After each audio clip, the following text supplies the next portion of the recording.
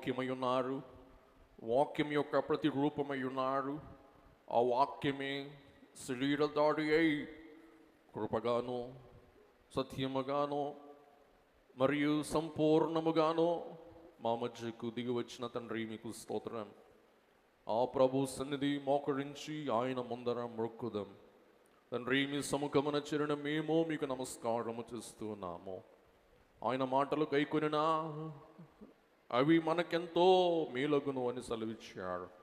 దేవా, నీ మాటలు మాకు మేలుకరమైనవి కాబట్టి నీ మాటలు విని మేము అర్థము చేసుకొని అపార్థము చేసుకునక మా మనస్సులలో మేము దాచుకున్న వారమైతే మీ మాటలు మాకు మూటలు అయి ఉంటూ ఉన్నాయి. దేవా, ఆ మాటల మూటలు బట్టే మాకు గొప్ప గొప్ప కోటలు లభించుటకు ఆధారములై ఉంటూ ఉన్నాయి. దేవా, నీ మాటలు గైకొనుటకు మాకు సహాయము దయచేయము తండ్రి. మాలో ఉన్న భయము, అవిశ్వాసము, దిగులు, చింత, ఆవేదన, ఆందోళన, నిరాశ, నిస్పృహ ఇవన్నీ పారద్రోలి మాలో వెలుగు కలిగించుటకు మూలమై ఉన్నది నీ అమూల్య వాక్యము కాబట్టి దేవా, నీ వాక్యము ద్వారా నన్ను బ్రతికించుము అని దావీదు ప్రార్థిస్తూ ఉన్నాడు. యేసు స్వామి, నీ వాక్యమే నన్ను బ్రతికించుటకు ఆధారమని అన్నాడు. కాబట్టి నీ వాక్యం లేకపోతే మేము ఎట్లా బ్రతకగలము అన్నారు దైవజనులకు కూడా. తండ్రి, మానవుడు ఆహారం వలన కాదు కానీ దేవుని నోట నుండి వచ్చు ప్రతి మాట వలన జీవించునని మీరే చెప్పాడు ప్రభువా. కాబట్టి మేము ఈ లోకములో ఎంత ఆహారము ఉన్నా, ఎంత ఆహారము తిన్నా, ఎంత ఆహారము సంపాదించినా అది వృధా. కానీ ఆహారముతో పాటు నీ మాట విన్నా అది మాకెంతో ఆత్మకు మేలు, బలం, ధైర్యం. కాబట్టి దేవా, నీ మాట శ్రద్ధగా వినగల భాగ్యం మాకు దయచేయమని ప్రార్థిస్తూ ఉన్నాం. ఆత్మ సంఘములతో చెప్పుచున్న మాట చెవి గలవాడు వినును కాక అన్నాడు. కాబట్టి వినే చెవి మీరిచ్చే ప్రశస్తమైన బహుమానము. కాబట్టి వినే చెవిని మాకు దయచేయమని ప్రార్థిస్తున్నాం. సమాధానం కలుగునో కాక. ఆమేన్.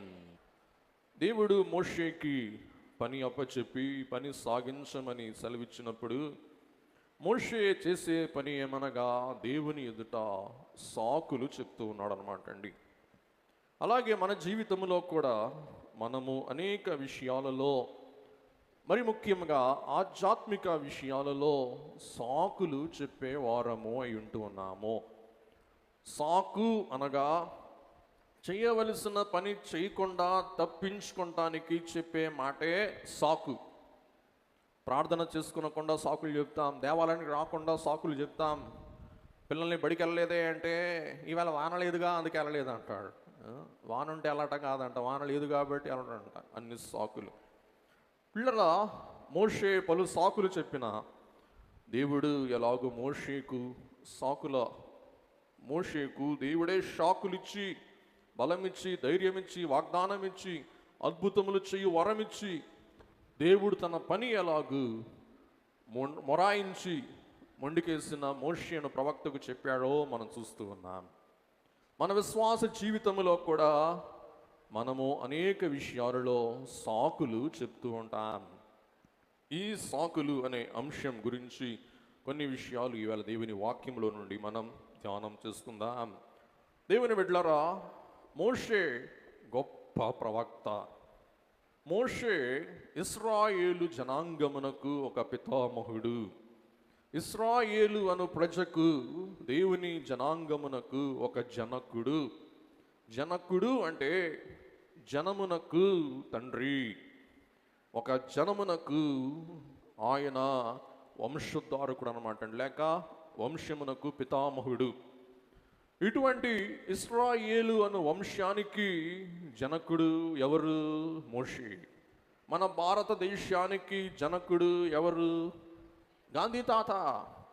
అందుకే మన జాతికి అంటున్నానండి, అంటే మన దేశానికి పితామహుడు ఎవరు? గాంధీ తాత. అందుకే గాంధీ తాత లేని రూపాయలు చూపించండి నాకు, మీకు 1,00,000 రూపాయలు ఇస్తా. గాంధీ తాత బొమ్మ రూపాయి మీద లేదనుకోండి, చెల్లుద్దా? అది చెల్లదు. ఎందుకంటే మనం ఏం నమ్ముతాం? ఆయనను బట్టే మనకేం వచ్చింది? స్వాతంత్ర్యం వచ్చింది. దేవుని బిడ్డలారా, ఎవరైతే మనకు స్వాతంత్ర్యము దయచేస్తారో వారే మనకు ఎవరై ఉన్నారు? చెప్పండి, జనకులు అయి ఉన్నాడు. స్వాతంత్ర్యం అంటే మన కాళ్ళ మీద మనం నిలవబడి మన పనులు మనం చేసుకొనటానికి వీలు వాళ్ళు కల్పించేవాడే మనకు ఏమనుగ్రహించేవారు, స్వతంత్రత కల్పించేవారు అన్నమాట అండి. తమ చెక్కు చేతల్లో పెట్టుకొని మనలను కీలు బొమ్మల్లాగా వాడుకునే వాళ్ళు ఎవరు కాదు, స్వాతంత్రం ఇచ్చేవారు కాదు, కానీ మనకు వారు ఎవరంటే యజమానులు, మనలను బానిసలుగా చేయవారై ఉన్నారనమాట అండి. అందుకే ఇవాళ ప్రభుత్వాలు చూడండి, మీకు ఉద్యోగాలు ఏమో కానీ మా మోచి నీళ్ళు మీరు తాగండి అంటాడు. అంటే మనం ఏమైపోతూ ఉన్నాం, వాళ్ళకి బానిసలు. ఎంతకాలం వారి మోచే నీళ్ళు తాగుతామో మనం వాడికి వాళ్ళు మోచే నీళ్ళు తాగినంతసేపు మనం ఏమవ్వాలి, రెండు చేతులు కట్టుకొని వాళ్ళకి తల వంచి నమస్కారం చేయాలన్నమాట అండి. అది స్వాతంత్ర్యం కాదు, కానీ అదేమవుతుంది, బానిసత్వం అవుతుంది. కాబట్టి పిల్లలను తండ్రి స్వతంత్రులుగా, అంటే అనేకులు అంటూ ఉంటాడు, నాకేమండి నేను స్థిరపడిపోయానండి అంటాడు. అంటే స్థిరపడిపోయారు అంటే వారికి ఏమి లేవన్నమాట, బానిసత్వాలు లేవన్నమాట. ఇక్కడ ఇశ్రాయేలు అను జనమునకు స్వాతంత్ర్యము దయచేసిన వారు ఎవరు, మోషే ప్రవక్త. అలాగే మనకు పాపము నుండి, సాతాను నుండి, శాపము నుండి విడుదల, స్వాతంత్ర్యం దయచేసిన వారెవరు, యేసుక్రీస్తు ప్రభువు. అందుకే ప్రభు అంటున్నారు, మీరు సత్యము తెలుసుకుందురు, సత్యము మిమ్ములను స్వతంత్రులుగా చెయ్యును. కాబట్టి దేవుని బిడ్డలారా, యేసయ్య మనల్ని బంధించడానికి రాలేదు, కానీ మనల్ని ఏం చేయడానికి వచ్చాడు చెప్పండి, స్వతంత్రులుగా చేయటానికి ప్రభు వచ్చాడు. దేవుని బిడ్డలారా, మోషే ఇప్పుడు చెప్పండి బానిసలను ఏం చేశారు, స్వతంత్రులుగా చేశాడు. ఆ వేళ అలాగున ఈవేళ మనం కూడా రోగము అనే బానిసత్వములో ఉన్న వారమై ఉన్నాం. అలాగే అప్పులు అనే బానిసత్వములో ఉన్న వారమై ఉన్నాం. పిల్లల బాధ్యతలు అనే బానిసత్వములో ఉన్న వారమై ఉన్నాం. అలాగే కోర్టు సమస్యలు అనే బానిసత్వములో ఉన్న వారమై ఉన్నాం. ఈ బానిసత్వాలు ఎవరి మీద మనం మోపితే మనకు స్వాతంత్ర్యం దయచేస్తారు, ప్రభువు మీద మోపితే మనకు ఏం చేస్తారు చెప్పండి, స్వాతంత్ర్యం దయచేవారు ఉన్నారని మనం చూస్తూ ఉన్నాం. కాబట్టి ఇశ్రాయేలు వారు అంటారు, మోషే మా పితామహుడు, మోషే మా పితరుడు, మోషే మాకు తండ్రి.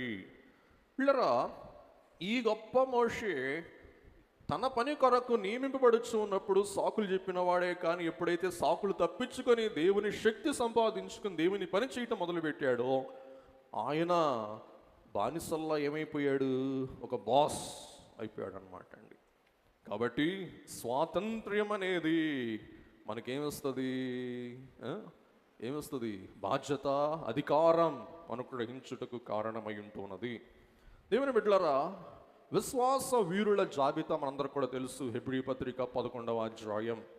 ఈ విశ్వాస వీరులు మనం చూస్తే మీలో ఎంతమంది హైదరాబాద్ వెళ్ళిన వారు ఉన్నారో ఏమనుకోకుండా ఒకసారి చెయ్యొద్దండి. హైదరాబాద్ చాలామంది హైదరాబాద్ మంచిది. ఎప్పుడన్నా హుస్సేన్ సాగర్ నది మీద వెళ్ళారా మీరు? వెళ్తే అక్కడ ఏం చూస్తాం మనం, బొమ్మలు చూస్తాం, స్తూపాలు చూస్తాం, శిలలు చూస్తాం. ఎవడెవడి వీరులి అనమాట అండి, వీరుల్ని చూస్తాం అన్నమాట అండి. ఉదాహరణకు మనం శిల్పాలు చెక్కేవాడి దగ్గరికి వెళ్ళి ఏమయా నా బొమ్మ చెక్కితే ఎంత అన్నాం అనుకోండి, వాడు ఏమంటాడు, డబ్బుల కోసం ₹1,00,000 అంటాడు. ₹1,00,000 చెక్కుతావా అంటే చెక్కుతాను అంటాడు. సరే, బొమ్మ చెక్కిన తర్వాత ఆ బొమ్మ తీసుకెళ్ళి ఎక్కడ పెట్టుకుంటాం చెప్పండి? మన బొమ్మ తీసుకెళ్ళి ఎక్కడ పెట్టుకుంటాం? ఇంట్లో పెట్టుకుంటాం. ఇంట్లో పెట్టుకుంటే మనం చూసుకోవటమే. సన్నాసి రాసుకుంటే ఏమి రాలిందంట, బూడిద రాలిందంట. పోనీ మీ ఆయన చూసి రోజు దండం పెడతాడా, కొబ్బరికాయ కొడతాడా, కొట్టడం, ఎందుకు నువ్వే నాకుంటే మళ్ళీ నీ బొమ్మ ఎందుకు నాకు, తీసేయి అంటాడు. అలాగని చెప్పి రోడ్డు మధ్యలో పెట్టామనుకోండి, ఏం చేస్తారు పోలీసులు వచ్చి, ఏమయ్యా నా బొమ్మ ఎందుకు పెట్టకూడదంటే ఏమంటాడు, తీసేయి అంటారు. ఎందుకు అడ్డం అంటారు. కానీ అదే గాంధీ గారు బొమ్మ చేసి పెట్టామనుకోండి, ఏం చేస్తారు, సెల్యూట్ చేస్తారు అనమాట అండి పోలీసులు. ఎందుకు, మనం వీరులం కాదు కాబట్టి మనం తీసేయి అంటాం మన బొమ్మల్ని. ఆయన వీరుడు కాబట్టి ఆయన బొమ్మ పెడితే ఏం చేస్తారు, మనల్ని జిందాబాద్ అంటారు అనమాట. అలాగే విశ్వాస వీరుల స్తూపాలలో మోషే అను భక్తుడు ఒక గొప్ప స్థానం సంపాదించాడు. ఈ హెబ్రీ పత్రిక 11వ అధ్యాయములో మోషే గారిని గూర్చి పౌలు భక్తుడు 6 వచనాలు రాస్తారనమాట అండి.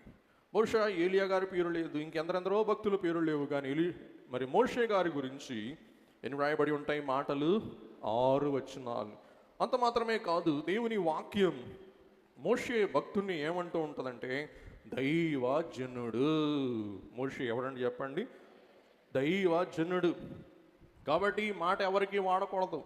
మన మిషన్లో మన పితామహుడు దేవదాసయ్య గారు కాబట్టి ఆయనకి వాడాలి. అలాగే ప్రవక్తలు ఒక జాతికి పితామహులు కాబట్టి వారికి వాడాలి. మరి మైగారులు ఏం చేస్తారంటే, మరి మమ్మల్ని ఐస్ చేయడానికి, మమ్మల్ని బూస్ట్ చేయడానికి ఏం చేస్తారంటే దైవజనుడిని పేరు పెట్టి ప్రార్థన చేస్తూ ఉంటారు అనమాట అండి. ఎందుకు? కిరణ్ బాబు ఐస్ అయిపోతాడు, ఐస్ గాడు, రాయి మొక్క, దేవుని బిడ్డలారా ఐస్ అవుతారని. కాబట్టి ఐసు కాదు, ఇంకేమీ కాదు అనమాట. కాబట్టి ద్వితీయోపదేశకాండం 33:1 మనం ఏమని చూస్తామంటే దైవజనుడు, మోసెస్ మ్యాన్ ఆఫ్ గాడ్, దేవుని జనుడు మోషే.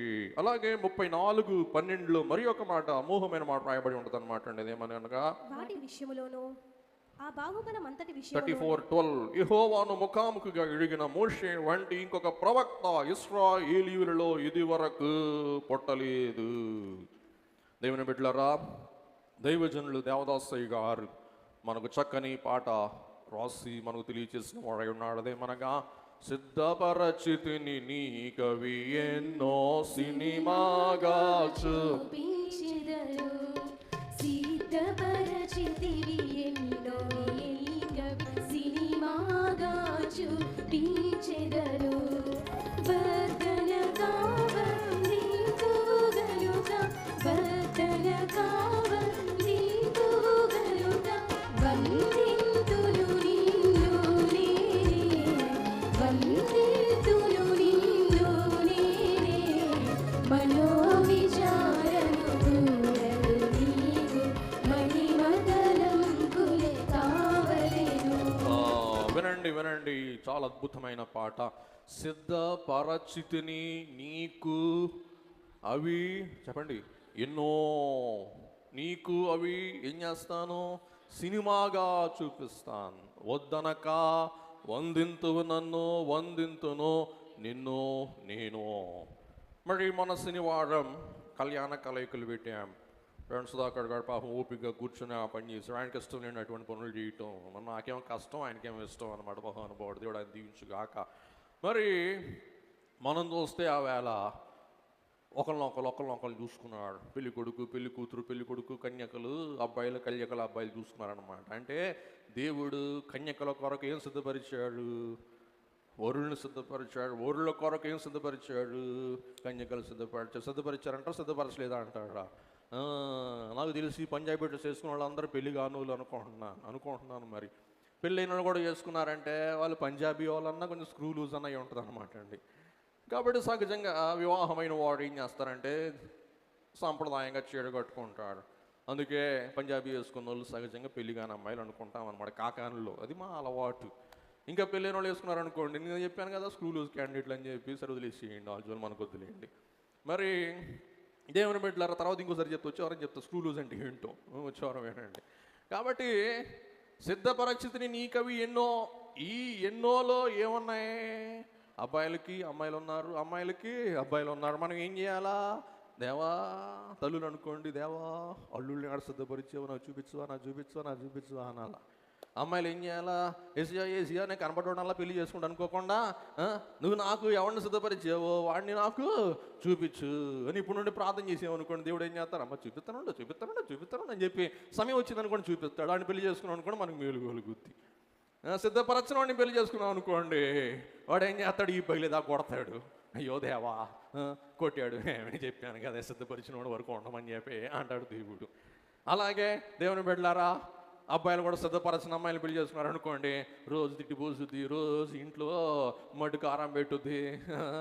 అప్పుడేమో అంటాడు దేవా అంటాడు. కాబట్టి దేవుడు మన కొరకు అన్నీ ముందే ఏం చేశారంట? సిద్ధపరిచాడు. సిద్ధపరచినవి దేవా నాకు చూపించు అంటే దేవుడు ఏం చేస్తారు చెప్పండి? చూపిస్తారు. అమలాడి వేళ కూర ఏంటి చెప్పుకోండి. మీకు వాసన రాలేదా? వాసన చూసి చెప్పలేడా? మునక్కాయ మునగ చెట్టు ఎక్కేసి బాగుండను మునక్కాయ అంటున్నాడు. చూసారా, సిద్ధపరిచి ఉంది అక్కడ. మీకు ఏం సిద్ధపరిచి ఉంది? అన్నం. ఏం చట్నీ? ఏమో మీకు తెలియదు. ఆడ చూసిన తర్వాత మీకు తెలుస్తుంది, ఆహా అనుకుంటారు. దేవుని బిడ్డలారా, అలాగే మరి ఎలాగ ఒక తల్లి బిడ్డ కొరకు అన్ని సిద్ధపరుస్తుందో అలాగ పరలోకపు తండ్రి మన కొరకు ముందుగానే అన్ని ఏం చేస్తారంట? చెప్పండి గట్టిగా, సిద్ధపరుస్తాడు. కాబట్టి పెళ్ళైన వారికి పిల్లలు సిద్ధపరుస్తారు, వాళ్ళని చూపిస్తారు. చూపించింది ఏం చేస్తారు? ఇస్తారు. ఇచ్చిన తర్వాత మనం పుచ్చుకొని దేవుని వందిస్తాం. దేవుడు కూడా నేను అందించింది పుచ్చుకున్న బిడ్డ నీకు వందనం అంటారంటండి దేవుడు. దేవుని బిడ్డలారా, దేవుని వాక్యంలో మీరు ఒక్కసారి పెన్ను పేపర్ తీసుకొని కూర్చొని దేవుడు ఎవరెవరికి ఏమేమి సిద్ధపరిచాడు రాసుకుంటే ఇన్ని ఉంటాయి అన్నమాట అండి. అందులో కొన్ని మీకు చెప్పాలని ఆశిస్తూ ఉన్నాను. వినండి వినండి వినండి. ఇశ్రాయేలు వారిని దేవుడు తన వాగ్దానం బట్టి రక్షించడానికి మోషేను సిద్ధపరిచాడు. అలాగే ఇస్సాకునకు వివాహం అవటానికి దేవుడు రిబకాను సిద్ధపరిచాడు. అలాగున సింహపు బోనులో పడబోబు దానియేలును సింహాలు తినకుండా దేవుడు దూతను సిద్ధపరిచాడు. అలాగున ఆకలితో ఉన్న జన సమూహములకు ఆహారం పెట్టడానికి దేవుడు ఒక బిడ్డను సిద్ధపరిచాడు. బిడ్డ ద్వారా 5 రొట్టెలు 2 చిన్న చేపలు సిద్ధపరిచాడు. అవిధేయుడైన యోనాను నినివేకి వెళ్ళమంటే తార్షీషుకు వెళుతూ ఉండగా వాడను సిద్ధపరిచాడు. అలాగే ప్రవక్తను పడవేసే వాడిని సిద్ధపరిచాడు. మరి ముఖ్యంగా పడవేయగా మింగటానికి పెద్ద చేపను సిద్ధపరిచాడు. గమనించండి, ఈలాగున దేవుడు తన బిడ్డలైన వారికి ఏం చేశాడు? చెప్పండి, ఏం చేశారు? ఎన్నో సిద్ధపరిచాడు. ఇప్పుడు చెప్పండి, మనమందరం ఒక నావలో ఈదుటానికి దైవజనుని సిద్ధపరిచాడు. దైవజనుని ద్వారా మిషుని సిద్ధపరిచాడు. మనమందరం ఈవేళ కూడుకోవటానికి దైవజనుడు ఏం సిద్ధపరిచాడు? స్వస్తిశాలను సిద్ధపరిచాడు. ఇలాగూ దేవుడు సిద్ధపరిచినవి మాట్లాడండి ఎన్నో ఎన్నో.